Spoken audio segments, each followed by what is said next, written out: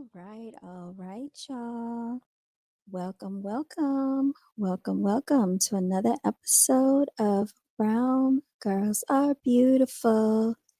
Brown Girls Are Beautiful. So now that I'm here with you now, I would like to get into this Charlie Kirk situation, everyone.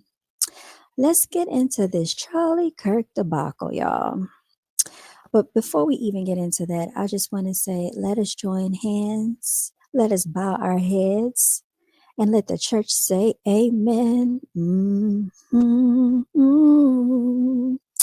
So we want to give a special thanks to our divine ancestors, our creators, our angelic warriors out here that fight behind the scenes for us every single day, those that we cannot see, those that have gone on and transitioned. We give gratitude and thanks. We also give thanks, you all, that we have shelter, that we have food to nourish our bodies, that we have the activity and the functioning of our lungs, of our heart, to be of sound mind and of sound judgment, to the things that people take for granted. We give thanks for these things because so many people don't have the capability to even get out of the hospital bed, y'all. They are hooked up to machines. And so we give thanks for our healing. Where there are two or more gathered, it shall be, and it is, right? In the divine spirits of our angelic warriors, angels, and ancestors, y'all. We give thanks for our families that are here with us, that walk amongst us. We give thanks for all blessings that we've received, our special gifts, natural talents, and abilities, and the beauty of us all. Thank you so much. Let's start off with that, okay? And to all the true warriors and true spirits out there, I say thank you to you as well. All right. All right, so we're going to go ahead and get into it. This is a little episode. This is a Sunday rendezvous, y'all. Sunday rendezvous. I got to get back to my episodes, y'all, because I had used to come on here regularly, and I had kind of stopped coming on. I had been so busy and stuff like that. Okay, so let me go ahead and come on camera, say hi to you. Here I am. Here I am. Just want to say hi to you all. And I know that heute ist Sonntag. Today is Sunday. Okay. Today is going to be in the 80s, lower to mid 80s today. Yesterday we were in the 90s. And a lot was going on yesterday. It was a beautiful day, by the way. People were all over the city doing all types of things. And they have, a festival going on out here as well. A beautiful festival. And some other things. It's always something to do. Always something to do. So, if you have not heard, today is the Kirksters' funeral services, right? Today is the Kirksters' funeral services, and I think it's going to be televised. Now, there are a lot of people that are researching the untimely demise of him, and sometimes it kind of makes me wonder, like, the true reasoning behind this whole debacle, because I really do think that the government uses all these things in their benefit to push a greater narrative. You have to question everything that they feed us, y'all. Everything that they feed us. We cannot let these things that play out in the media overtake our logic. We must, look behind everything that they try to push to the forefront, because we know they always have a greater motive with everything they do. And they are not going to let this, right, not be used for something. Okay. All right. Let me see. We are live. Tune in. Okay. Just sending an alert message out, y'all. A lot of y'all are probably still resting, probably still, in bed and sleeping in, or on your way to service, to church, or something like that. Who knows? Jet it out. How are you? Nice to see you in the building. Let me give you some hearts. Let me shout you out. Nice to see you in the building, Jetted Out.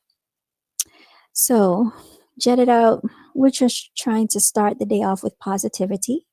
Thank you for coming to say hi to me, first and foremost. And I do appreciate all the support that you've given to Brown Girls Are Beautiful. Glad to see you here. Even if you just stop by to say hi and you can't stay, I appreciate you anyway. Your last live was fire. Oh, well, thank you. I got attacked, Jetted Out. Very extremely horrifically by a lot of people. I don't even know if you could see all the chat messages that were coming through. Excuse me for looking to the side, but I got attacked horrifically in that chat section, so much to the point where I wasn't able to actually read the messages because my live was jumping so much that I couldn't even like read all of them and slow it down to see what they were saying. But I thank you for that. All right, so we're going to go ahead and get into some truths about Charlie Kirk because I know that they're trying to polarize this character and, make him a staple in history. And they're trying to align him with, like Dr. Martin Luther King. They're trying to bring up Malcolm X in the conversation. Okay, but he was the direct opposite of what these individuals stood for, in my personal opinion. So we're going to take a look at what some of his very own thought about him. Okay, so I'm going to go ahead and share my screen and we're going to get into some truths about Charlie Kirk. For those of you who are not aware, his funeral is supposed to be today. It's supposed to be televised, and his memorial was actually vandalized. So let's look into who did that, because this was not done by melanated people, y'all.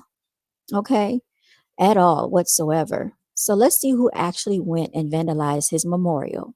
I'm going to show my screen and we're going to go ahead and play this video. Okay. Now, signs and candles after that vigil were left on the courthouse steps, but on Monday is when things got really heated, as video shows two women destroying part of that memorial.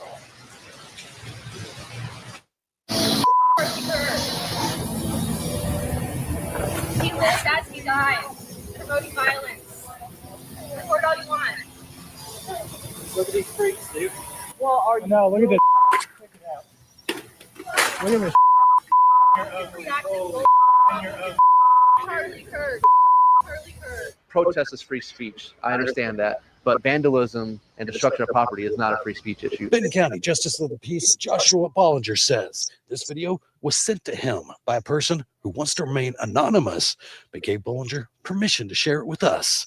After posting it online, the video has since been viewed thousands of times by people across the country. On Wednesday, the Benton County Sheriff's Office arrested Carrie and Kaylee Rollo. Currently, the two sisters are still in jail awaiting a bond hearing, facing misdemeanor first-degree criminal mischief charges of purposefully destroying property valued at less than $1,000. Everyone has a right, of course, to free speech. That's not something that is an issue here. Everyone has a right to be able to express and freedom of expression. But what the issue is when you trample on someone's memorial, the human act of grieving, you're not just trampling on their freedom of expression, you're trampling on the memory of a person, you're trampling on our Benton County values. Now, the two sisters are set to have a bond hearing inside the Benton County Detention Center Friday morning. Now, we've reached out but have not yet heard back from family members of. Yeah, let's go back and let's look at who did this. Okay, so this was done by these two ladies right here. They're sisters. And destruction of property is not. Okay, and she didn't care. Bollinger says this video was sent to him by a person who wants to remain anonymous, but gave Bollinger permission to share it with us. After posting it online, the video has since been viewed thousands of times by people across the. Let's go back. Let's hear what her thoughts were.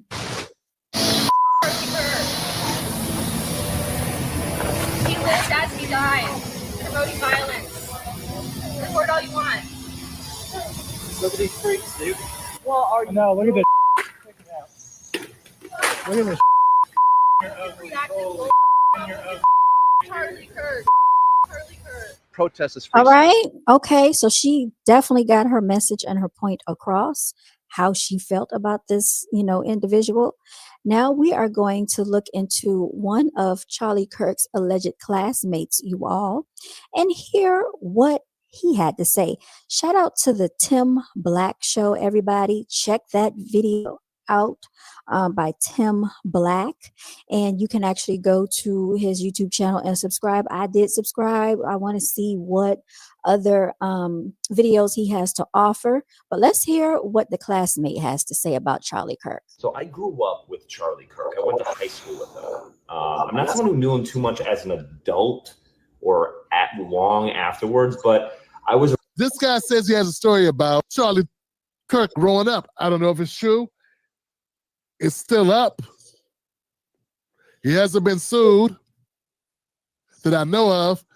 And this is what he says Charlie was like in high school. I thought, wow, okay, let's check it out. Some people would like to know. I was around him a lot in high school, roughly from 2009 to 2011. And he was my bully. So I did not have a great opinion of him, really. Okay, so he says that Charlie Kirk used to bully him. All right, so let's hear what his experience was like. Really, but I will say this.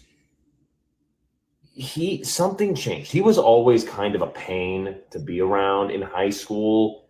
At least from my perspective, it was really relentless. But he wanted to go to West Point really, really, really badly. And he got rejected. I'm pretty sure it was the only school he applied to, and he got rejected. And after that happened, he would go around Wheeling High School. And anyone that would talk to him, he would say that it was some imaginary black person that took his spot. And that just set him off. And I think that was the only way that he could rationalize in his mind that he was not good enough for West Point. Like, don't get me wrong. He would go around telling like Jews that they were going to hell. He would say to the Latino kids and to the black kids, like, to go back to their countries, and like completely unprompted, bonkers stuff. He was like 16 when he was saying this stuff, but it really went to 11. Like after he got rejected, just something happened, and I think that was the only way he could rationalize it. Do with that what you will, but he just couldn't handle that he got rejected. He couldn't possibly imagine that it was just bizarre. And like this week has not been fun, but that is a memory that is distinctly coming back. And to a lot of us that like went to Wheeling High School with them, it's just, it was weird, man. All right. Okay.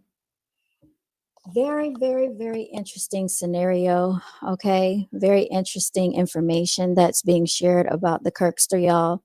And now I'm going to get into some other information that I feel that is very informative, imperative that we understand.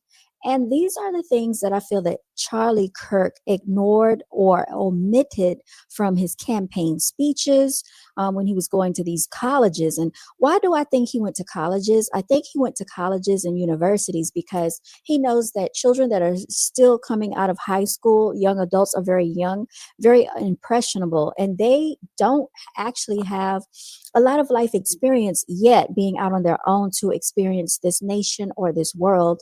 So their views and opinions can be easily swayed because it's almost like programming somebody. And we just saw yesterday the Caucasian lady tell us about how she was programmed from a child all the way up until adulthood, being born into a family full of hate, right? And she realized when she got older that she was indoctrinated. So I think Charlie Kirk has the same issues going on. I don't know what his parents or his family is like. I haven't even done the research to dig deep into that, but I can imagine that it probably aligns with some of the things that we've been looking at, witnessing, and hearing. So let's listen to this guy right here. He's going to give us some background on some information about America that Charlie Kirk blatantly just ignores, right? Because he always speaks from a point of entitlement and privilege with a very narrow-minded insight into America and the experiences of others that don't look like him. So I'm going to go ahead and share this with you, y'all. All right. It wasn't a long conversation, right? But it was enough to let her know that history matters and that the things that she sees didn't just happen, that they're the result of certain policies. Because here's what's interesting about that area that we now like to call the ghetto. The reality is the ghetto was created, and public housing in particular was created not for poor Black people. It was created for poor white people. And in fact, for the first several years of public housing, people of color couldn't even get into public housing projects. They were essentially segregated by race. Only poor white folks could even live there. And then what happened is the government created some new programs under the FHA program, the VA loan program, later on the GI Bill program, which allowed those same white folks who had been poor and struggling to leave public housing and to leave urban areas and to hustle it out to the suburbs where only we could live, or to the smaller towns where only we were going to be welcome. So what's interesting is that the hood became the hood because only people of color now were allowed to live there. White folks were literally being subsidized by the government to move to the suburbs. The white middle class, and make note of this, was built by government programs that underwrote those loans because those families could not have afforded a loan otherwise. They were able to get one because the government underwrote the loan and guaranteed the loan in case of default, but only for people of color. Only for white folks. People of color, by and large, couldn't get in on any of that. So white folks were able to move, people of color were not. Certain neighborhoods deteriorated economically, other neighborhoods went up in value. At the very same time, the government was doing what they called urban renewal, which meant they came through Black neighborhoods and Latino neighborhoods, and they built interstates right through the heart of the community. All right, so I want to interject here because I have to, and I don't want YouTube to like strike or, stop the stream. So I have to interrupt it periodically. But Lonesome Dove, you said this is interesting. This is something that I've been knowing for quite a while. Because you all know that I also am a licensed realtor. And so on my real estate channel, I do talk about these things. There's something called the Housing Act of 1968, which was just implemented about 57 years ago. So not too long ago, y'all. Just do your research. That's about 2 to 3 generations ago. The Housing Act, the Equal Housing Act of 1968 was implemented so that people of all nationalities would be able to partake in purchasing real estate, purchasing homes, because prior to that, it was not an equal playing field. And it still is not. And I'm going to tell you why. Because we did receive a letter from the Real Estate Commission apologizing for the discrimination practices that are taking place in real estate. This was just last year. I have that email saved. So if you think this stuff still doesn't happen, it's still going on. When I do my open houses, you all, I do open houses from houses that are in medium income neighborhoods all the way up until, $1 million neighborhoods. And we see across the playing field that most people that come into these open houses that can afford the higher end homes are usually Caucasian, Asian. You will also see Middle Easterns and some Hispanics. Little times do you see melanated people coming into those homes because there has been something called redlining the neighborhoods, you all. If you don't know what redlining is, I can get into that as well. There's also block busting and there's also steering. So these are ways that they discriminate against melanated people when it comes to real estate and housing with neighborhoods and your affordability to purchase homes. But let's continue to listen to what this guy has to say. All right. I had to talk about that. Does your internet bill keep getting high? And of course, they would go into a freaking commercial, y'all. We're going to just let this commercial play. Thank you so much for joining. Please like, share, and subscribe if you haven't already done so. Shout out to you, Lonesome Dove. Y'all, my cats are always coming in here when I get on here. All right, let's hear what he has to say. Black apartments, knocking down Black-owned businesses all around the country. Between 1950 and 1970, about 1 in 5 apartments or houses lived in by Black folks was knocked to the ground for economic development purposes.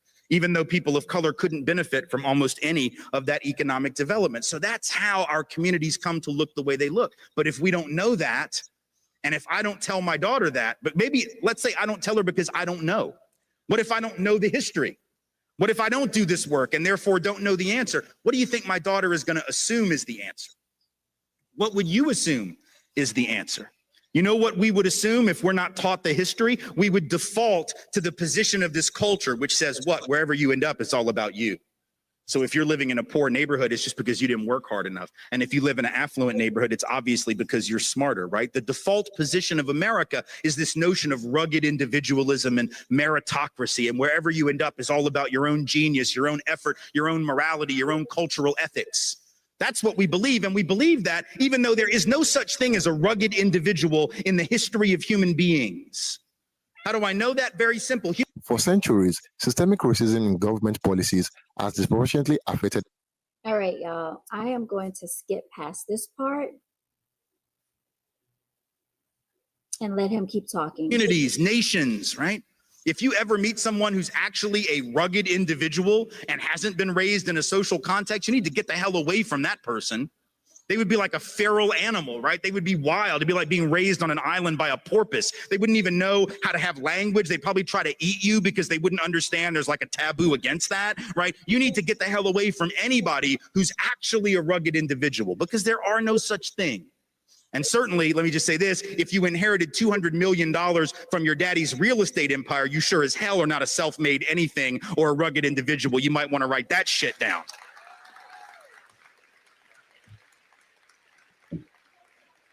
So there is no rugged individual anything. We're all social beings. Some have had opportunity, others have not. Unless we're honest about that, unless we're willing to have a conversation, we end up misleading ourselves and we can't understand what we're seeing. And then if we can't understand it, we're not going to fix it, right? We're not going to fix the disparity in housing if we don't understand where it came from. So if the data says, and it does, that white folks on average have 15 times the net worth of black folks, 13 times the net worth of Latino folk, right? We just assume, well, we must have worked harder. Is that right? That's interesting because actually the black folks and brown folks have done some of the hardest work in this country ever since the country was founded. Were it not for the labor of African descended peoples, there would be no country at all. In fact, it was my family,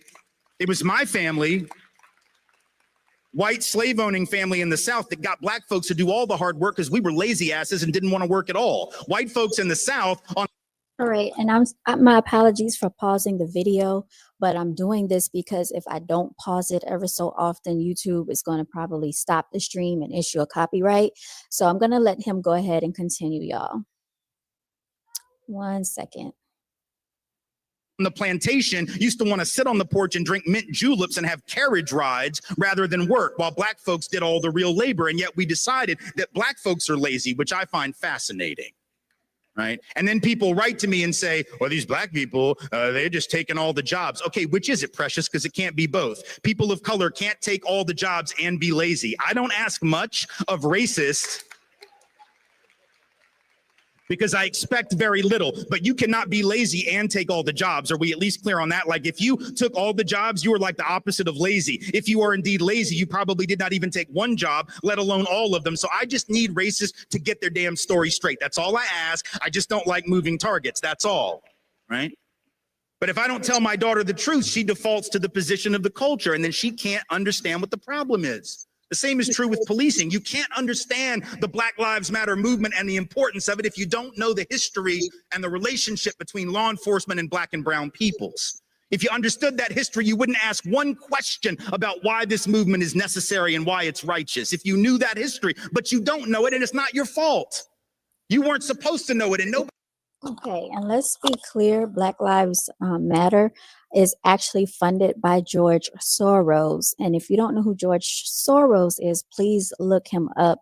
He actually funded Antifa and the George Floyd protesters. So a lot of the protesters that you saw during that time of 2020 were not melanated people going out in the streets vandalizing a lot of properties. These were funded groups by George Soros, okay? And he is, I forgot what country he's from, because I did my research. I posted a video about it back when this was going on. But a lot of times what the media does is they will show these what they call radical protesters destroying like property in the streets, and they'll try to put it on, certain groups when these groups have actually been paid to do these things. And, they even brought out bricks and set them in the middle of the street because they wanted people to go grab the bricks and throw bricks through like the windows of some of the businesses out there in the stores. So you have to be real careful. Like I said, this country, this government they will create the problem, and then they will give you the solution all in the same time, with the solution carrying poison in it. Let's continue, and I'm gonna let him continue to talk. Nobody taught it to you, right? So you don't have to know that modern policing traces back to slave patrols. That black folks' first experience with law enforcement was having, working class and poor white folks on horseback going around keeping black folks in line on behalf of the rich master that owned all the property.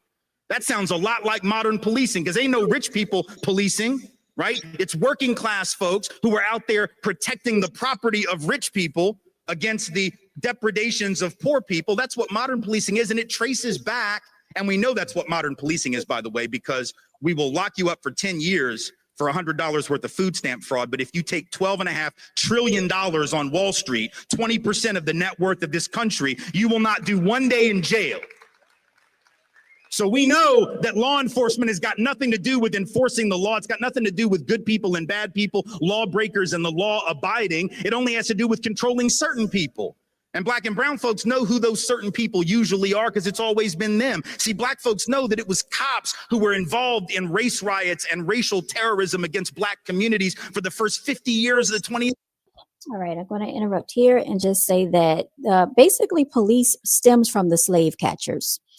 So, way before how it is now, where they had police cars and stuff and squad cars, these actual police stemmed from being slave catchers. So if you had like a runaway slave or someone that was trying to escape the plantation, if you got caught, they actually had slave catchers, around the territory, around the land. And if they caught you, they would take you back to your quote unquote, slave owner or master, if that's what you want to consider them. Because I don't call anybody a master that has to practice some of these things that they did to people. That's not a master, bringing tyranny over a group of people by way of sodomizing them and doing all the egregious acts that they don't like to talk about. There's nothing about that. That's not being a master.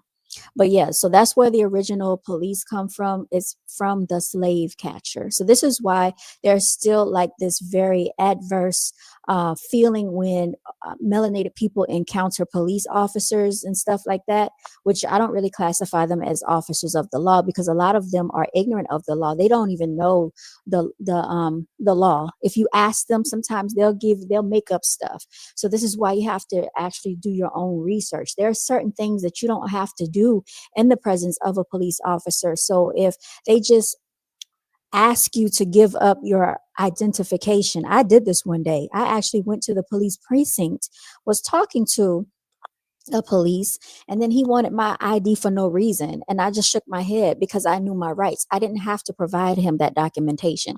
But sometimes if you just don't know, they will impede and infringe upon your rights because of your lack of knowledge, your naivety, and your ignorance of the law. So I just wanted to point that out. A century.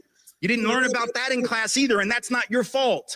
It wasn't taught. But in fact, every single year, just about from 1900 all the way to the 1930s, 1940s at least, there were race riots where white folks would just go into black communities, burn them to the ground, bomb them from the air, like in Tulsa, Oklahoma, rip people out of their homes, beat them in the street, and police sat by, watched it happen, and participated. That doesn't mean that every cop in the modern era is like that, but it means that black folks can be excused for being not so clear on the decency of police in their communities because there's a history there. It was police who dragged black folks and white allies off of those sit-in stools at lunch counters in the South to enforce segregation. See, when your job is to enforce the law, and for most of American history, the law was against you as a people, then enforcing the law means you are the first line of oppression. People of color know that history and need to be excused when they don't just get over it, because that continues. How do we know it continues? Very easy. We know from the data on racial profiling that All right. So, how many times have you been told to get over something? Oh, get over it. That was so long ago. Why are y'all still talking about it? These are the antics they like to play. This is the gaslighting that they like to partake in. And this has been going on for decades, y'all. I remember one time I think I told the story before, I was sitting in class, one of my college courses, and I've always excelled very well in language arts and English. And we had to write a paper, and we were reading this story, and it was about Native Americans and their experience. And when we were done and we were having a group discussion, the teacher asked, so, what were your thoughts? So the first thing that one of the Caucasian students said was, oh, why are they complaining? And there was a rumble of laughter across, the classroom, and it was only a few melanated females in there.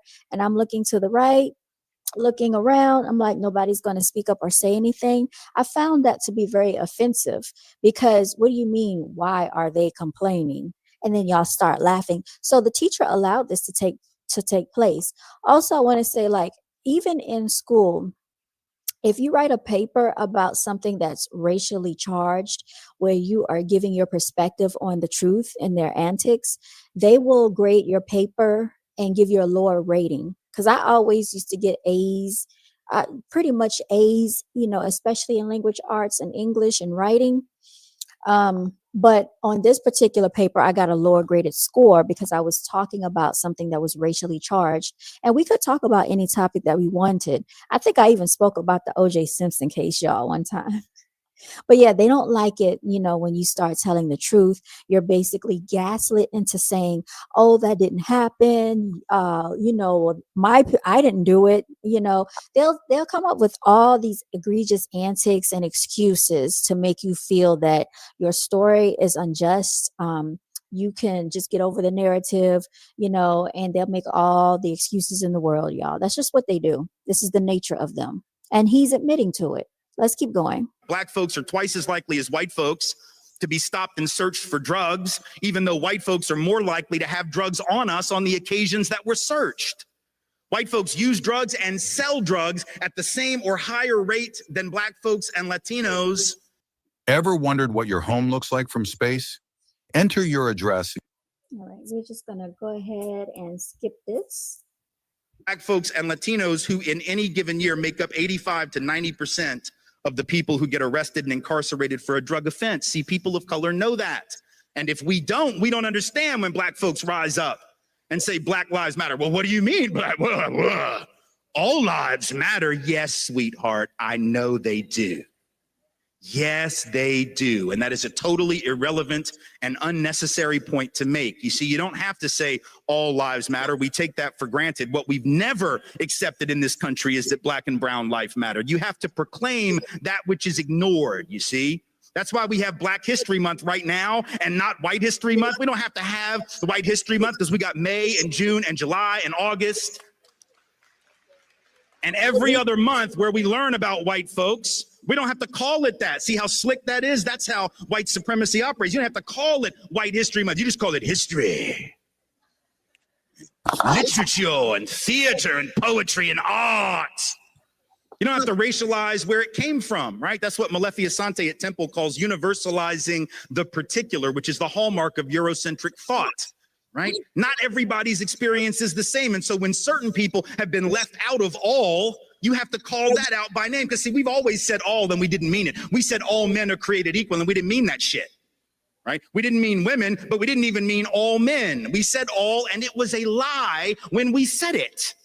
Right? And so in a sense, when you say Black Lives Matter, to respond with all lives matter would be like going in a time machine back to 1971. Y'all won't remember this. Those who were students, those who were older will. Around 1970, 71, 72, the big phrase was Black is beautiful, right? There was this desire to take back the beauty narrative from a beauty industry, fashion industry, glamour industry that had hijacked it and denigrated Black physicality and beauty, right? So folks were saying Black is beautiful to reclaim a sense of beauty for themselves. It'd be like getting in a time machine, going back to 1971, hearing somebody say Black is beautiful and tapping them on the shoulder and going, but we're all beautiful in our own way. Yes.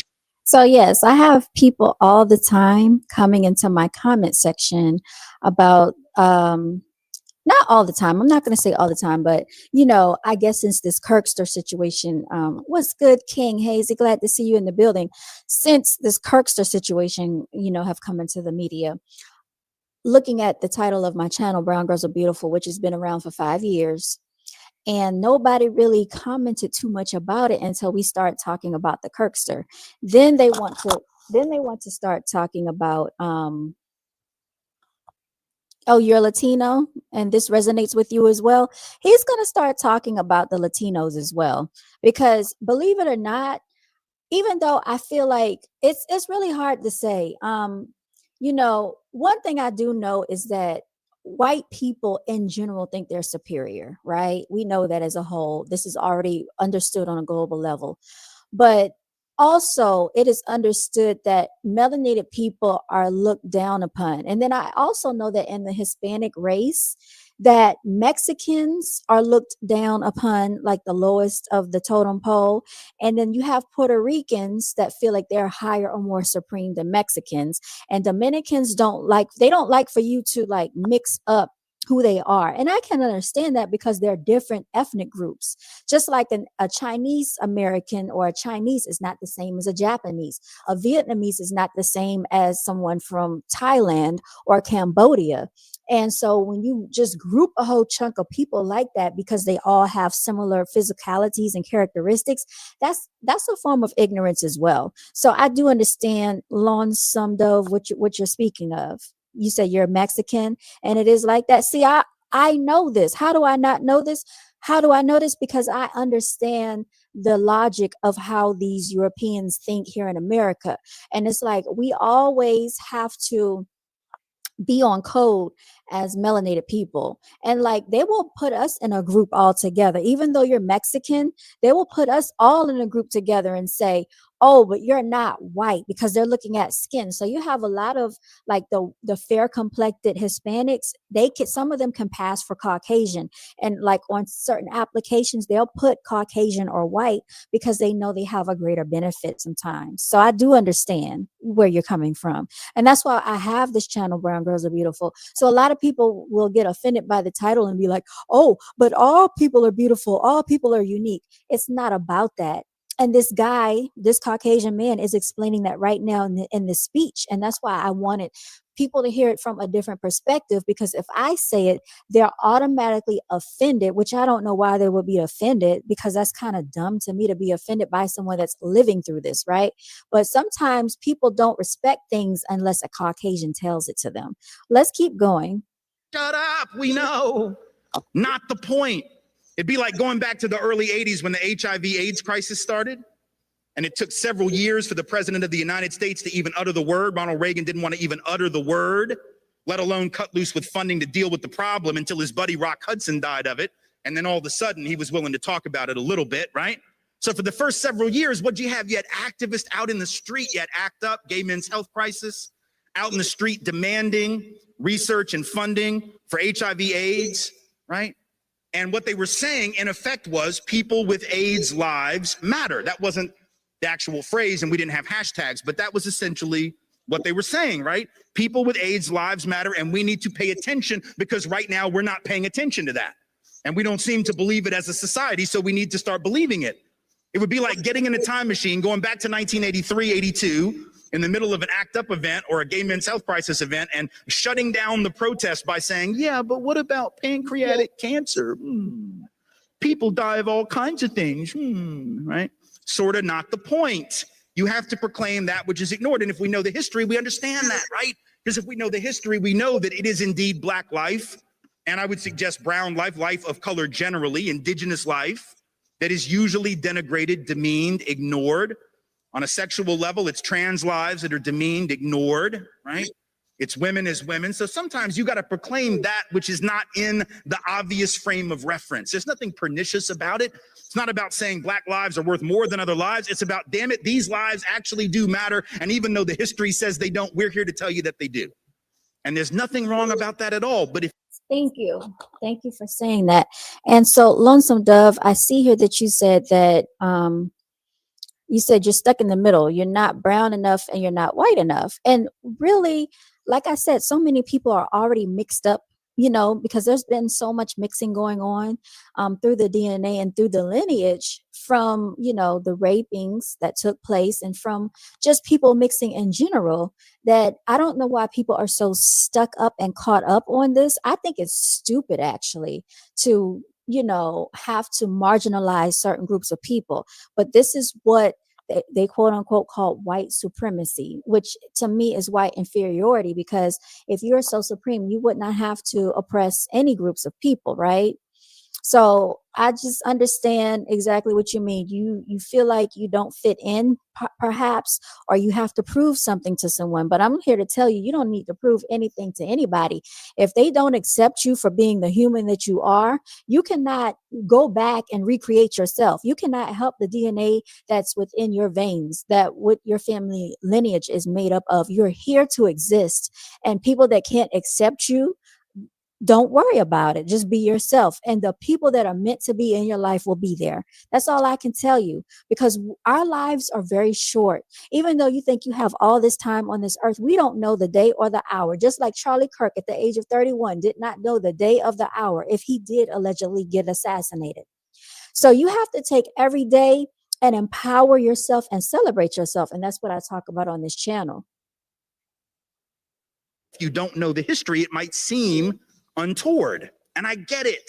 And again, it's not your fault that you don't know the history, but it is our responsibility to learn it and then apply it to what we see. Same is true with immigration. This immigration drama that we have right now is only possible because we don't understand our own history. As a country, and particularly those of us of European descent, we have lied to ourselves about how we got here and for what reason. See, Black folks know why they're here. Native peoples know why they're here and how they got here. A lot of Asian folk know, particularly if they're Chinese American, they know they got here because their ancestors were brought over to work on the railroads by the railroad barons who didn't care if thousands of them died laying track 19, 20 hours a day. But for those of us who are from Europe, we have this fiction that we've told, and we believe it, even though there's no truth to it. You know what the fiction is? It's two parts. Number one, we say things like, with regard to Mexicans coming over the border, with regard to immigrants coming up, but only that border. That's the only one we care about, right? The southern border. I find that interesting. We're not flipping out about Canada, right? We don't have any of the Minutemen or the anti-immigrant groups sitting off the coast of Nova Scotia with a gun and a scope trying to like pick off the sneaky Canadians that are trying to sneak in here for our superior healthcare system, which after all would be a pretty stupid thing to do. But in any event, Monday.com, the opposite of any work platform we tried in the past. We tried other work management. All right, so I'm going to go ahead and let that commercial play. But like I said, he's talking about the Mexicans. Forgetting for a minute that that border was created at the end of a war that was started on false pretense by this country, after which we jacked half of their country. And you weren't taught that in school either, because our history books aren't interested in telling the truth. They tell this very patriotic history that has no relationship to the fact. So that border is artificial. Mexican folk who are coming here, documented or not, let's be clear, are coming home. Their families were here before our families were here in almost every instance. But we forget that. And then we say things like, well, I don't mind them coming. I just want them to come legally like my people did. The hell does that even mean? Come legally? There was no law to break when our people came. The fact that we didn't break a law that didn't even exist, you don't get cookies for that. You don't get like a pat on the back and a gold star because your great, whatever was law abiding when there was no law that he could have violated, even if he wanted to. But we've told this lie that we came for these upstanding principles. So we'll say things like, well, you know, our people came for liberty and freedom, democracy. These people are just coming for stuff. They're just coming for jobs. They're just coming for healthcare. They're just coming for stuff. We came for high-minded principle, right? Because we believe that. What kind of third grade version of American history is that, right? Like when Donald Trump says, well, Mexico's not sending their best. What the hell? You think Europe sent their best? Yeah. Also, there's racism in Mexico as well. There's racism all across this globe. It's really what I want to say is called colorism. So a lot of these other nationalities, like even in Asia, even in South America, feel that if your skin is darker complected, then you are looked up you're looked of as they look at you like something is wrong with you. And if you have a lighter complexion, if you have whiter skin, if your skin is brighter, then you are seen of higher value. And this goes on across the entire globe. Even in Africa, there are people bleaching their skin, and it's quite egregious to see because people look weird doing that. I saw Serena Williams not too long ago. She's promoting some type of medicine, some injection, and she looks totally different than when she first started playing tennis. So just understand that this Eurocentric way of thinking has infected the entire globe. Europe, no, our people were the losers of Europe. I'm not trying to be an asshole. I'm just telling you the truth. Like, our people were the losers of Europe. The winners didn't get on the boat. You understand what I'm saying? The winners didn't leave. Why the hell would you leave if you were winning? Only the losers left because they had no choice. They were dying. They were starving. They couldn't support their families. A lot of them were convicts who were sold into indentured servitude to work for rich European people. They were barely above the level of a slave themselves. The idea that we had these So right here, I think it's important because a lot of times when they talk about slavery, we only think about, Black people, melanated people, whatever you want to say, people of African descent, Native Americans, but also there were indentured servants. They didn't really call them slaves per se, but they were indentured servants. And so they were as well doing the same thing. They were working for the slave masters. And these people were also of European descent, but they don't talk about that as much because they want to come from a place of privilege. Hence why there are people considered monetarily poor white people on a financial scale, because I don't consider poor. You could be poor in health, but rich in finances. Okay. So we got to be real careful with that. You could be rich in health and then poor in finances, or you could be poor in health and rich in finances. So there's a difference. People that are monetarily rich in finances enslaved or had indentured slaves by other Caucasians as well. Okay, they actually had Caucasians working for them as well, but they don't talk about it as much. It's not glorified in the media as much. It's not. We don't see Roots coming on showing white indentured slaves. We don't see that, So they always want to paint this narrative that they're more supreme. Didn't believe in liberty and freedom.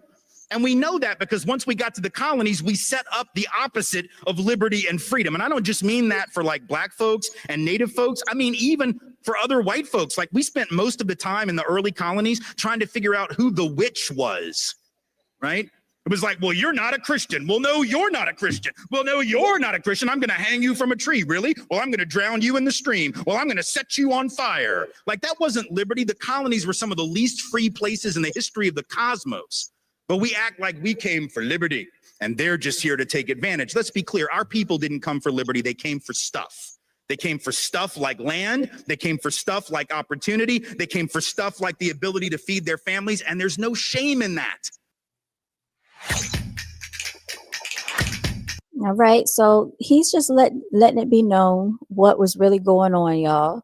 Like I said, sometimes if you hear it come from a different perspective, it is received a little bit differently. But just like there's no shame in our families having done that, there's no shame in brown families doing that and coming over that border from Mexico, Central America, wherever else they might be coming. There's no shame in any event, but we've told a lie. It's like we have this image in our head that sometime in like 1650, this was a common scene in England. All the nice white noblemen got together, and one of them gathered his children around the fireplace in the middle of the 1600s and said, well, now, children, I think you'll agree with me that we're doing quite brilliant here, and we have this big mansion, and we have all this gold, and you remember last week when the king invited us to the palace and you played out in the garden with his children? I know it was brilliant, right? It was great. It was great. It was great. I bet it was lots of fun. But Daddy thinks that we need to stop all that nonsense and maybe strike out on an adventure. So here's my plan. Even though we're doing so well, even though we pretty much run the show here in England, I think that what we should do this summer, follow me, stick with me. I know it's going to be a stretch, but I promise it's going to be great, is we should get on a big boat. A rickety old ship. I don't even know if it's seaworthy, children. It might sink. We might be eaten by sharks. We might get hijacked by pirates. We might get scurvy and die a horrible death. However, I think you will agree it will be an adventure, a great one indeed. That did not happen. Noblemen didn't leave. Those who were doing well did not leave. Only the losers got on the boat. People say things like, well, my family came over on the Mayflower. Okay, sweetheart, you might not want to talk about that.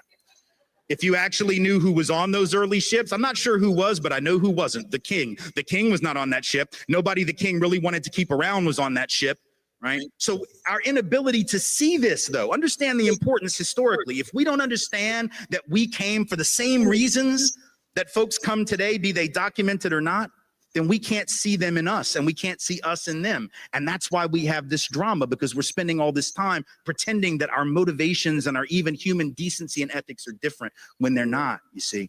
This is why history matters so much. We can't. Okay, he just said this is why history matters so much, everyone. This is why history matters. And like I said, you will find a lot of times they will tell us, oh, why are you still talking about this? That was so long ago. You know how they like to gaslight history when you start telling the truth about what they did and how they miseducated the entire globe, how they rewrite history in the textbooks, how they're feeding lies to the youth and the children because they want their narrative to stand supreme. And anything that is white is allegedly right when we know that is not the case. They have done a great job at smearing a smear campaign using propaganda techniques against every other ethnic group to fit their agenda. We see this happen when they go to war with other countries, with the Middle East and with everybody else.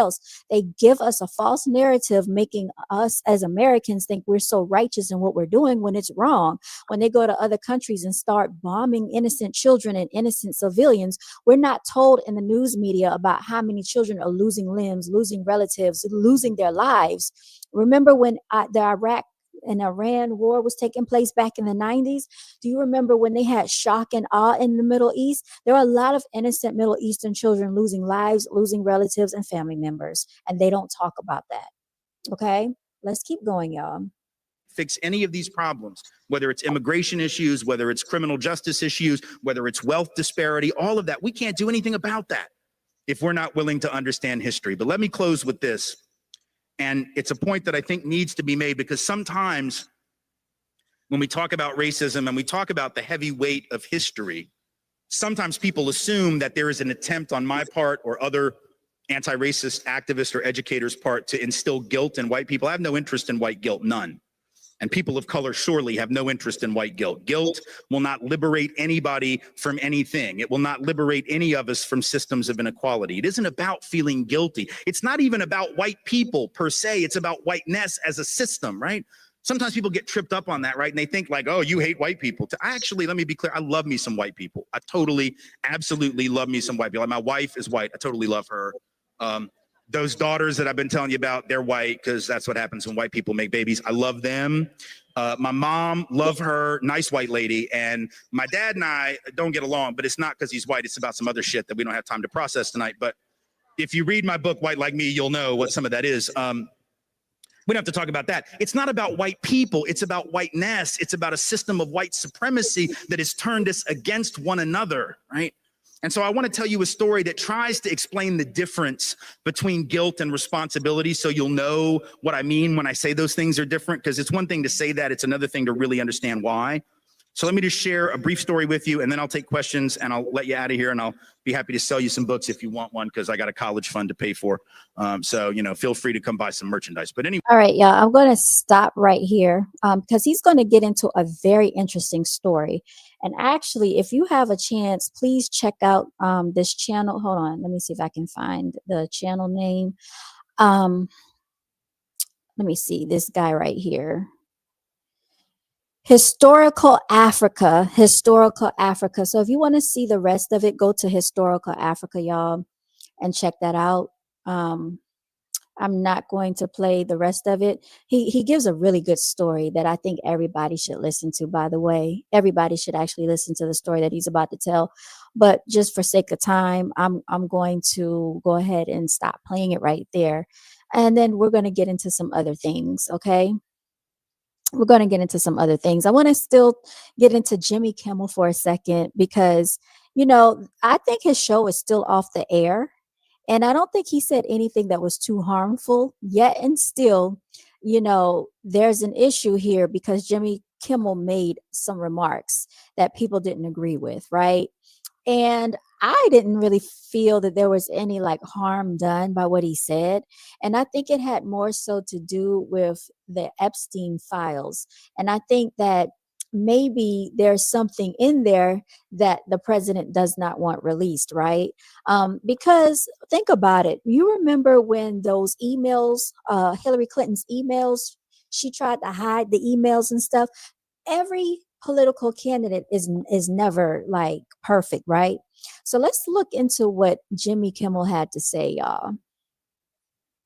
Just weighed in on the games on Sunday. You know, he sat up in bed and posted, the NFL has to get rid of that ridiculous looking new. Of course, they would go to commercial when I'm playing this. So we're going to skip past this for a second, okay? All right, let's keep going. Let's keep going. Let's keep going. All right, here we go. Here we go. Interest in personal information, Trump's buddy will have them instead. At least it's somebody we can trust, though, right? We hit some new lows over the weekend with the MAGA gang desperately trying to characterize this kid who murdered Charlie Kirk as anything other than one of them and doing everything they can to score political points from it. In between the finger pointing, there was grieving. On Friday, the White House flew the flags at half staff, which got some criticism. But on a human level, you can see how hard the president is taking this. My condolences on the loss of your friend Charlie Kirk. May I ask, sir, personally, how are you holding up over the last day and a half, sir? I think very good. And by the way, right there, you see all the trucks. They've just started construction of the new ballroom for the White House, which is something they've been trying to get, as you know, for about 150 years. And it's going to be a beauty. Yes. He's at the fourth stage of grief, construction. It's demolition, construction. This is not how an adult grieves the murder of someone he called a friend. This is how a 4-year-old mourns a goldfish, okay? And it didn't just happen once. When I heard it, I was in the midst of, building a great, for 150 years, they've wanted a ballroom at the White House, right? They don't have a ballroom. They have to use tents on the lawn for President Xi when he comes over. If it rains, it's a wipeout. And so I was with the architects that would design. It's going to be incredible. And they came in, they said, Charlie Kirk is dead. I didn't know what they meant. I said, he was dead. Charlie Kirk was shot. And they thought he was dead because it was so horrific, And I said, dead. And then we installed the most beautiful chandelier. So that was that, y'all. That was that.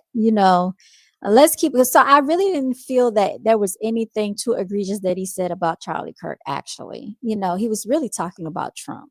Sconces, you wouldn't believe.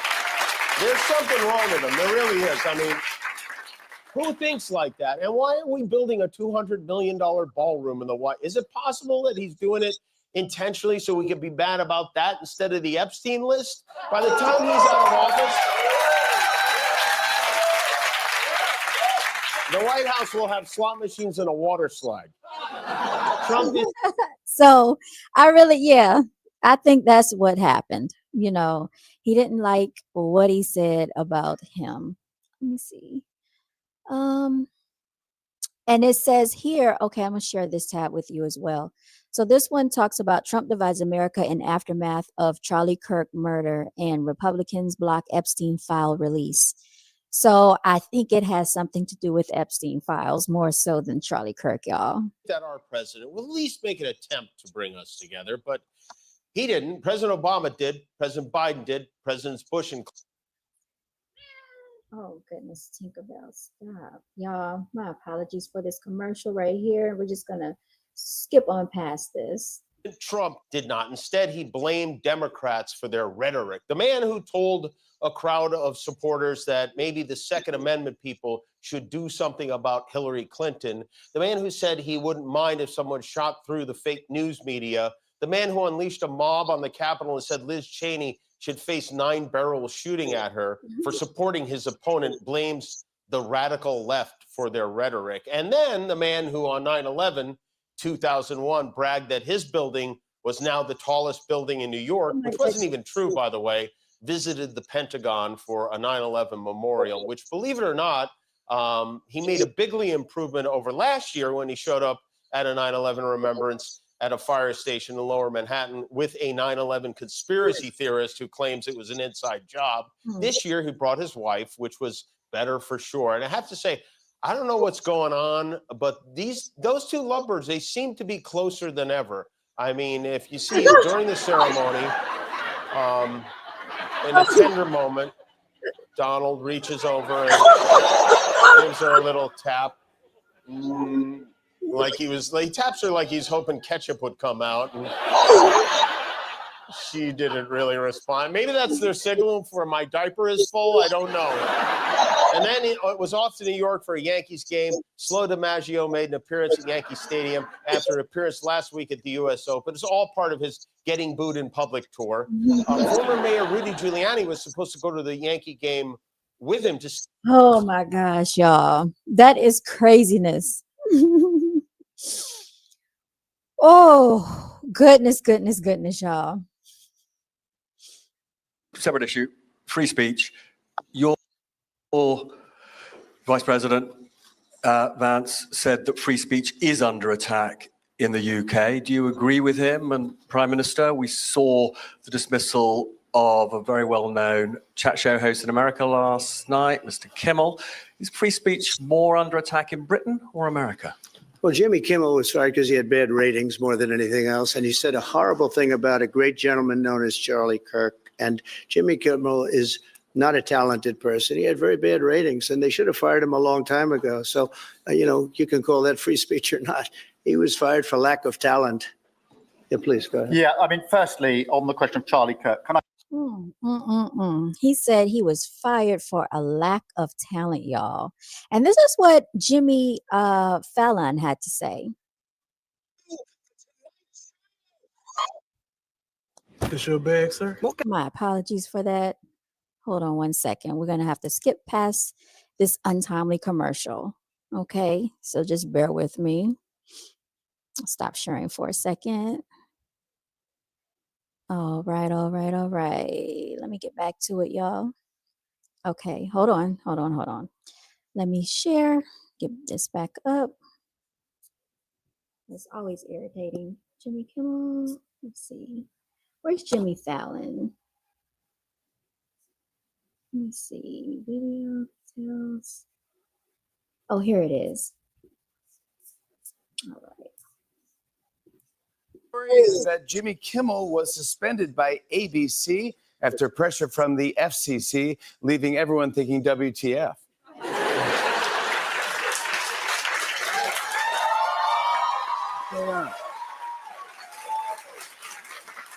This morning, I woke up to 100 text messages from my dad saying, "I'm sorry they canceled your show." I go, "That's not me.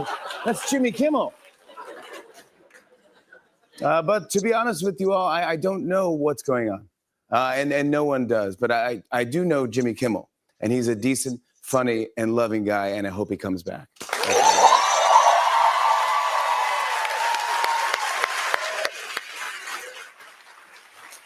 Yeah, a lot of people are worried that we won't keep saying what we want to say or that we'll be censored. But I'm going to cover the president's trip to the UK just like I normally would. Here we go. Well, guys, President Trump just wrapped up his 3-day trip to the UK, and he looked incredibly handsome.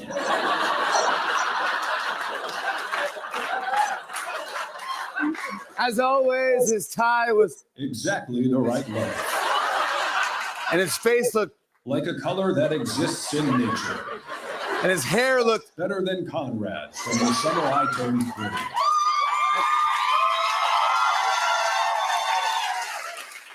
During the trip, protesters managed to project images onto the sides of Windsor Castle of Trump standing next to his good friend, Jeff Goldblum.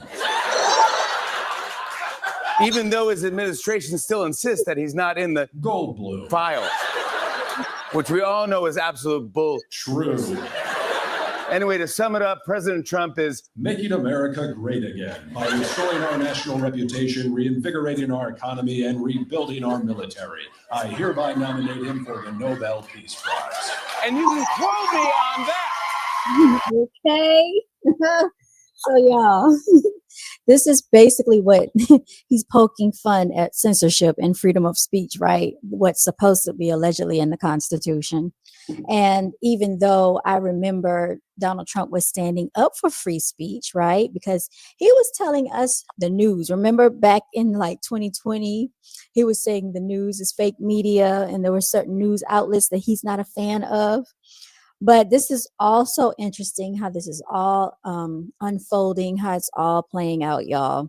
So I hope you have enjoyed this episode of Brown Girls Are Beautiful. I have to go and tend to my cat. I don't know what is wrong with her because she already ate. What is wrong? And a lot of times they want attention when you're doing something else. This is how they behave. I hope you all have a wonderful, wunderbar Sonntag, a wonderful Sunday. I'm going to say Auf Wiedersehen. Continue to walk in your divinity. And haben Sie alles einen guten Tag. Everyone have a good day. All right. Bye, y'all. And remember to always walk in your divinity. I am signing out, y'all. If you don't stop. Okay. So Tinkerbell says bye. Say bye. She's really getting on my nerves, y'all. All right, y'all. We're signing out.